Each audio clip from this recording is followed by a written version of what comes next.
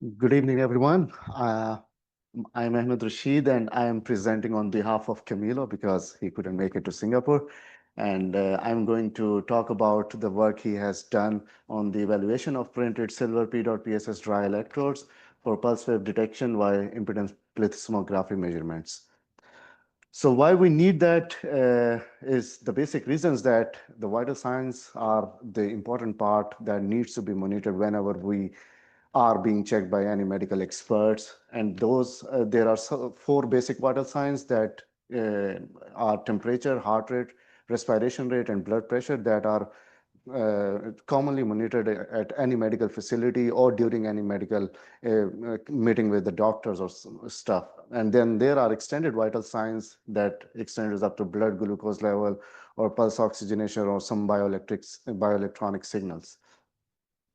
And if from basic vital signs, if we narrow down, then two factors are more important that constitutes the cardiovascular monitoring, and they are composed of two factors. That is an heart rate, which is actually the frequency of the cardiac cycles that is expressed as beats per minute.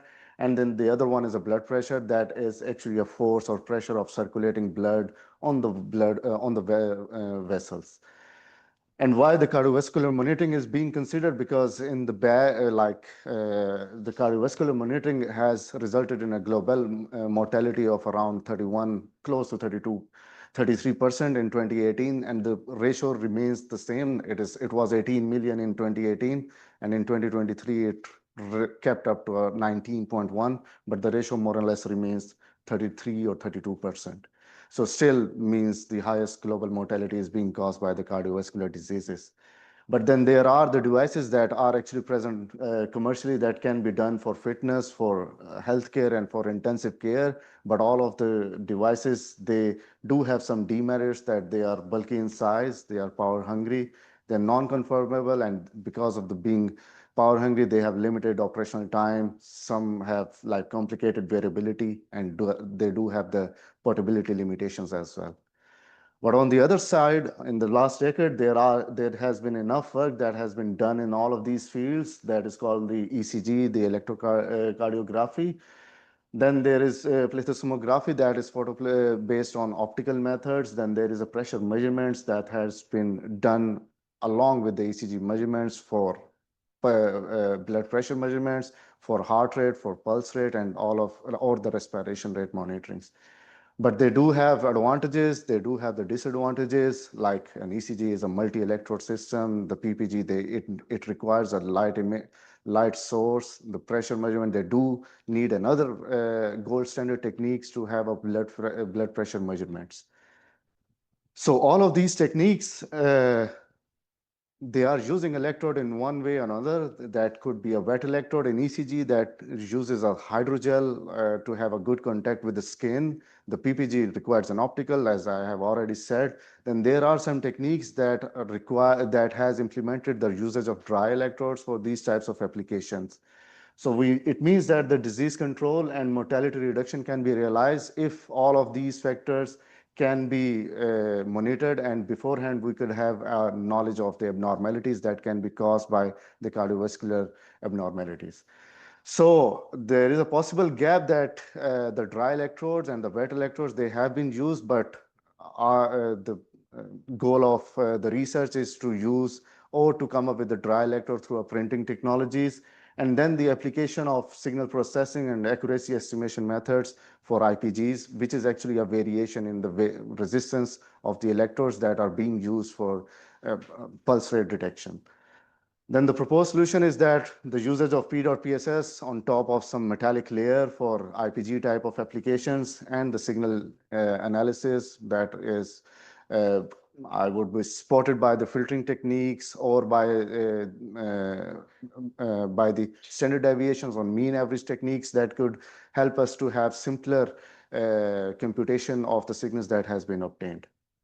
So for that, we have fabricated the electrodes through a screen printing technique, and we have actually used a semi-automated screen printing technique in which stretchable silver ink has been printed and cured at 135 degrees centigrade, followed by the three-layer deposition of screen printing of PEDOT PSS ink, followed by the encapsulation layer, and then the transfer of those electrodes that were fabricated on TPU in the first were transferred onto the textile-based substrates, and with a snap fastener crimping, because it can be easy for us to have to use it with the normal commercial electrodes for getting the signals. So we did the morphological characterization for the screen printing we have done, and we have observed that the surface characterization of the inks that has been screen printing in a gradual manner, they were consistent, and there has been an increase of 25 microns when we are actually screen printing the three layers of PEDOT over a single layer of silver. Why we have done this is to keep in mind that we need to have the stretchability of the textile while we are monitoring it, so that it cannot damage while it is measuring. So for that, we have done the electromechanical characterization, and we have observed that we have done the stretching and bending test of the electrode layers, and we have observed that up to 11% of elongation, the stretching resistance increases up to 1.27%, whereas the zero return of the silver PEDOT three layers is around 0.78, which is close to the silver itself, which was around 0.40.